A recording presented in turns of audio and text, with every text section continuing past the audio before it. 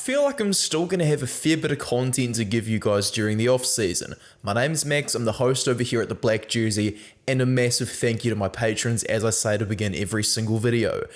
Wowzers, Rassie Erasmus is returning to his role as the head coach of the Springboks. At the end of 2017, he came along as the director of rugby and then appointed himself as the head coach for 2018 through to 2019 after Alistair Coetzee was sacked. He then, of course, as we all know, handed the reins over to Jacques Nienaber, who was promoted from defence coach. Erasmus, bit of a roller coaster few years, and now he is coming back to be the head coach himself. I've got a bit of an article over from Rugby Pass to just explain everything, though I do prefer independent media.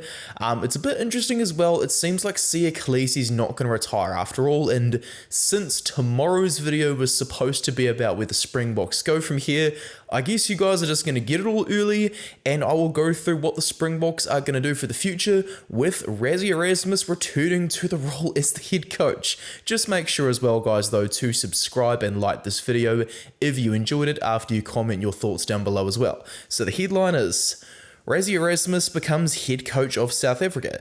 In a statement to South African media on Sunday, Rassie Erasmus confirmed his return as the head coach of South Africa, the role that he held when the team claims the 2019 Rugby World Cup.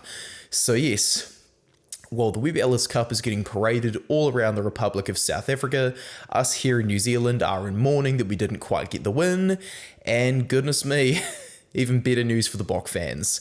It says Erasmus will take over from longtime collaborator Jacques Nienaber following this year's successful Rugby World Cup campaign. Nienaber led the Springboks to their second consecutive victory and will move to a new position at Leo Cullen's Leinster. Assistant coach Felix Jones, very underrated coach by the way, will be making his way to Steve Borthwick's England setup, much like how Matt Proudfoot did as scrum coach over to Eddie Jones's England at the end of 2019. So Erasmus, who guided the team to World Cup glory 4 years ago, transitioned to the position of South Africa's director of rugby, but continued to influence the team, as I think everybody would have seen against England when they were kind of hitting, the panic button, all going to Rassie to see what they can do with the replacements. Their recent World Cup victory, a historic fourth title, was sealed with a 12-11 win over New Zealand in the final last month, and you guys can check my video about that out as I'm trying to get it a few more views to celebrate the end of the World Cup. Reports from South African newspaper Rapport confirm Erasmus's commitment to take over Nienaber's responsibilities with an eye on the unprecedented goal of securing a third consecutive World Cup triumph in 2027. And with the fact that it's going to be 6 pools, 24 teams, round of 16 for the playoffs, boy, is it going to be an open World Cup. There's a chance. Erasmus, the article continues, is celebrated in South Africa for his innovative coaching style, tactical expertise, and ability to maximise his players' potential, yet he has also faced criticism, notably for his video critique on Australian referee Nick Berry in the 2021 series against the British and Irish Lions, resulting in a match day ban from World Rugby. Additionally, his social media posts criticising opponents have drawn scrutiny. Well, if the opposition's Ben Smith, probably fair enough, but goodness me, Erasmus is indeed a divisive figure. For example, when he first got banned, I stuck up for him. When he got banned a second time, I was like, nope, they've defined the terms of the engagement, too bad. But I guess there's going to be something keeping him out of the media. He's going to be too busy coaching the team.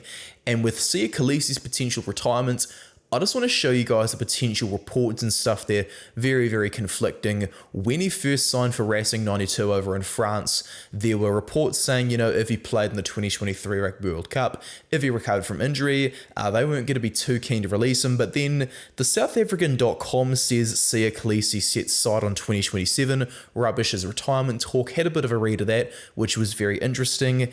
And then Planet Rugby, on the other hand, very reliable source, by the way, good stuff over there. It says Siya Khaleesi mulling over Springboks retirement after World Cup success. So I don't know if that was the 4-day gap between the articles where Khaleesi made his final decision, but even if Khaleesi does choose to retire, he's going to be South Africa's greatest ever captain. And though a huge amount of South Africa's players from this season were 30 years old or over, with 17 of them in total. I do think there's still enough of a young core to continue for South Africa to 2027. What I've got on this list, if Khaleesi doesn't choose to continue playing for the Springboks, well, I think they've still got Ebenezer able to come along as the captain. The fact that, Rassie Erasmus is the new Springbok coach is also going to get a proper 4-year cycle now, rather than in 2020 when they didn't play any tests. I think this is going to benefit South Africa a lot, and we're going to see a lot of genuine changes, a lot of, moving on from kind of the stuff that we all got sick of. They're going to add some new layers to the style they're playing right now. They're going to be able to dominate up front, but I think we're going to start seeing, a lot more attacking innovation as well. Now that they have that chance to get a proper reset, I think this team's probably going to end up becoming deadlier, to be honest. Ebenezer absolutely could be possible captain. I think Stephen Kitsoff, Pieter-Steph du Toit, those guys are definitely going to have a good chance at still being around at 35 years old as well, if they can look after their bodies. Quagga Smith and Jean Klein at 34 years old, they'll also still be young enough. Though Rassie Erasmus and a few other articles were saying, depth at hooker, depth at lock is going to be an area of concern, I do think that Malcolm Marx will be one of 3 33-year-old players that'll still be around. While he's, healing from a torn ACL right now, he'll be able to have a bit of a rest. He's playing in Japan, and I think, ultimately this is probably going to help Malcolm Marx prolong his career for South Africa, and maybe he could reach 100 tests if he recovers and doesn't have any more injuries. I also think, Handré Pollard, Lukhanyo Am, those two are both 29 right now. They're kind of having that mid-career injury period. Perhaps they do have left in the tank. Energy left in the tank, sorry.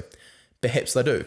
It's entirely possible. And Oxen Share, he'll still be 32 years old. So will RG Snyman, so will Jasper Wiese.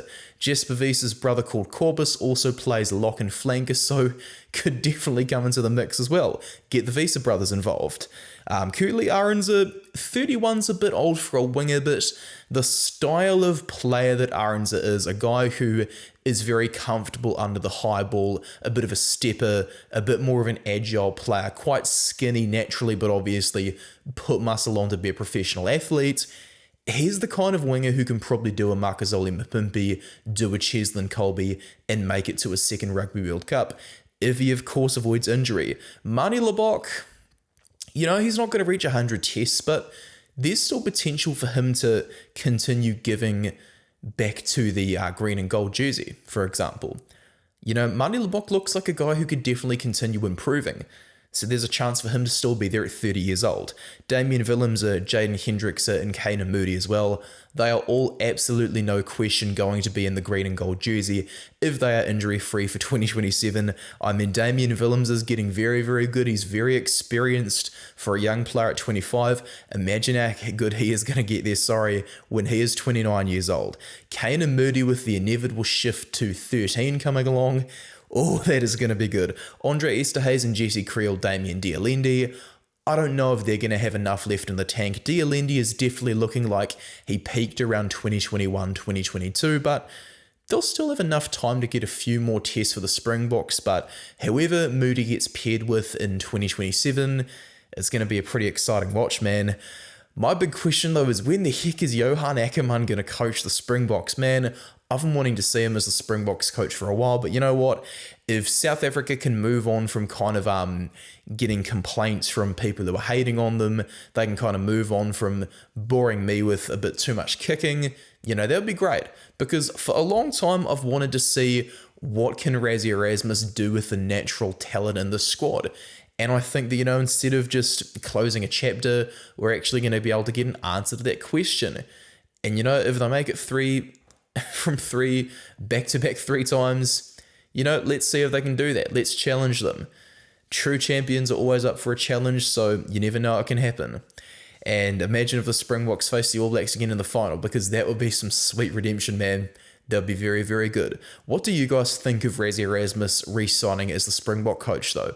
I think it's a very interesting move. It's a bit unprecedented for South Africa, considering historically they were always going for a coach every World Cup cycle, and their chance to kind of try not to with Heineke Meyer ended in his resignation. So this is going to be very, very interesting for the future of South African rugby. So the video I was plotting about their future, I guess you get that as a bonus about Rassie Erasmus re-signing. Remember as well, do like the video, do subscribe to me, and do comment your thoughts down below on what you think of Rassie's return, because man oh man, this is really going to be a story for days on end. Cheers for watching the video, guys. One more time, I just want to say thank you from Max.